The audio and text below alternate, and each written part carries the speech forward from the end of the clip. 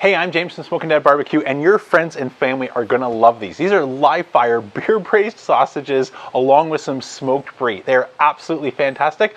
Let me tell you how. So the recipe that we are cooking today is inspired heavily borrowing from Chef Eric Gepharts on the Kamado Joe cooking channel, and I've done it many times successfully on one of my Kamado Joes. But if you happen to have something like my La Piazza wood-fired piccolo wood oven, this just really sets things like this recipe apart because of the top-down heat signature. Using an IR gun, actually speaking of an IR gun, I actually still have heat in my oven as well as heat in my Kamado Joe. They're both at about 350 to 400 degrees. Let me show you with some actual data the difference in the radiant heat that these two ovens have in terms of how that translates into a result like today's cook. So we are reading 350 degrees Fahrenheit on our temperature gauge. Let me just get a radiant heat inside the oven walls here.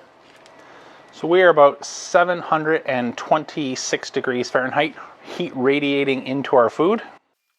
And our Kamado Joe Big Joe is just a touch hotter. It's currently at about 400 degrees Fahrenheit.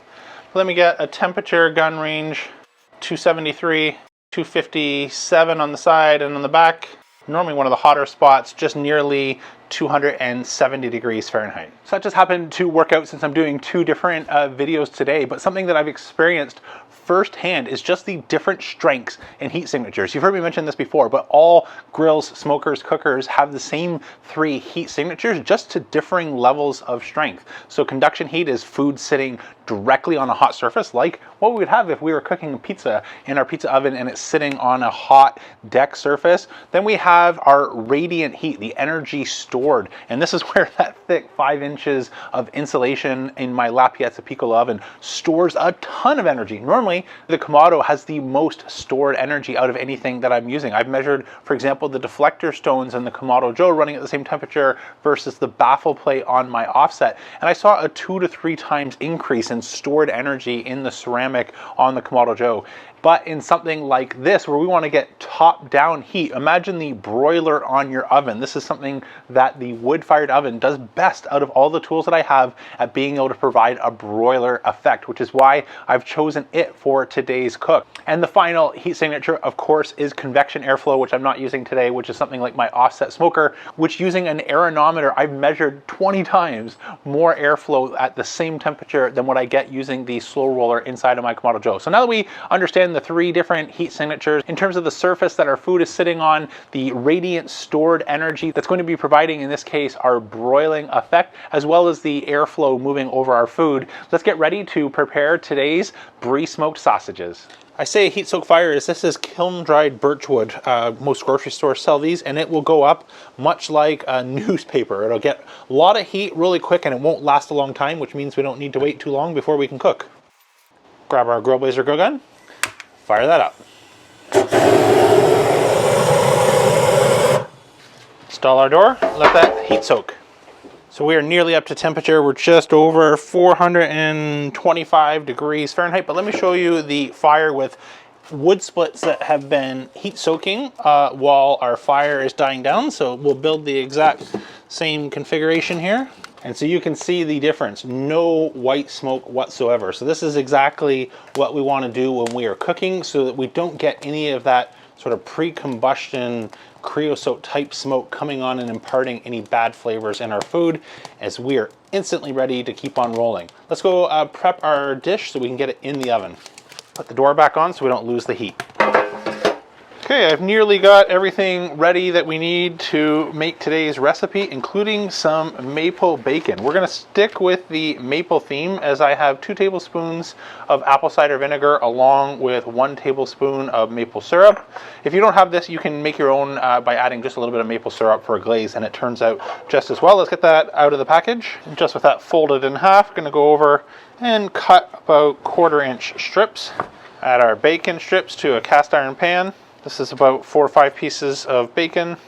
Next, we're going to add some sausage into our main cook pan, and then we're going to add some beer to Braised, which I think I forgot in the fridge. So let me go grab the beer along with our brie. Be right back. Hi, I'm Smoking Dead Barbecue, and today we're making something fancy. Bacon. And sausage. Got some fancy condiments here. Fire. Burns bright. Zoe! Come on! So I've got some hazy IPA here. Just going to add this in until we're about halfway up the sausage. Small can, so we'll see if one's enough or I need to go for the second. Just a touch, and I think the rest is for me. Perfect. Let's go get these and the bacon on. Remove our door. Add in our sausage. I'm going back corner. I know it's hard to see here because that's where we're getting the flame rolling over. That's going to give us some great energy transfer from the deck of our oven, which is going to bring that beer to a boil. So that's where we're getting the braise. We're going to get some amazing sear action just with that live fire rolling over the top. So that's why I've placed it at the back. Also, what's going to take some time is our bacon. So next, let's get to work on our local Brie. Cut the top cap off. Perfect. Transfer that to a cast iron pan. Next, we'll prepare our apple, peel the skin. We'll core our apple just by cutting off the sides here. And cube these up into about 1/4 inch size squares. Add to our acid and maple syrup. Let these marinate a bit. And if we have a little bit left over, we can pay the puppy tax. Got to pay the puppy tax.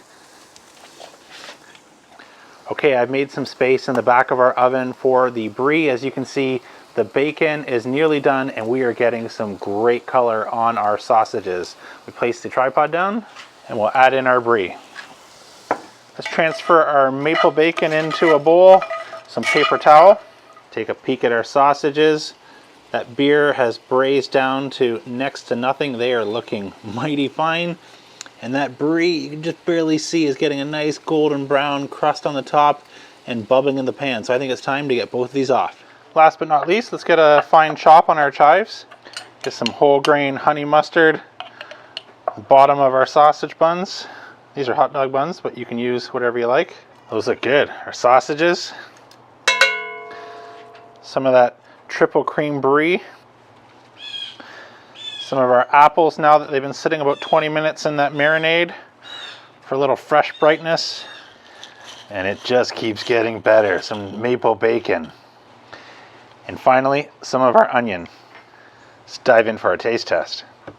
Well, the time has finally come for the best part of the day, at least for me, which is the taste test. These look and smell fantastic. I know I've used it before, and YouTube yet has found a way to do it. But if smell-o-vision was a real thing, and you could actually smell the maple smoked bacon, the Brie, the sausage, everything that's just coming off of this, along with the live fire, it is a really pleasant aroma. Let's dive in, see how we did for our taste test. Cheers. Ridiculous. Going for another bite. Well, I worry about my willpower that I might just exit fast forward and you would see a tray of crumbs. It's so easy to keep going. I might eat family's entire dinner. These are absolutely fantastic. So what are you getting? Well, everything that we put in there. The first thing that sort of sneak attacks your tongue is the honey mustard, the whole grain mustard on the bottom. That's like something that you weren't expecting visually when you dive in. You almost forget it's there and you get sort of the warmth and the grainy texture of the mustard. Then depending on the sausage that you went with, we went with chorizo today. I like chorizo and spice.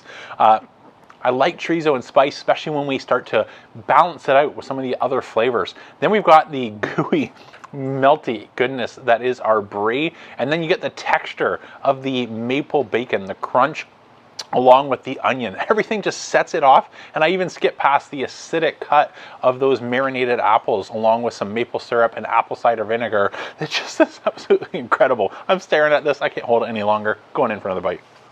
So fantastic. I picked this recipe up a couple years ago from Chef Eric Gepharts on the Kamado Joe cooking channel. I've been doing it last couple of years. The only tweak, as I mentioned earlier in our prep, is adding a bit of maple syrup into our brine along with something like maple bacon. Otherwise, this one was ready to go right out of the gate. So thanks, Chef Eric, for sharing your recipe. And thanks for following along. If you happen to have something like a wood-fired oven where we can get a little bit more broiling on the top, just to even get some more live fire wood flavor in a recipe that is already jumping off the charts with amazing flavors. That's it for today, though. I'm James with Smoking Dead Barbecue signing off. Remember, don't be afraid to fire it up. I'm just waiting long enough to see if I polish these next 4 off.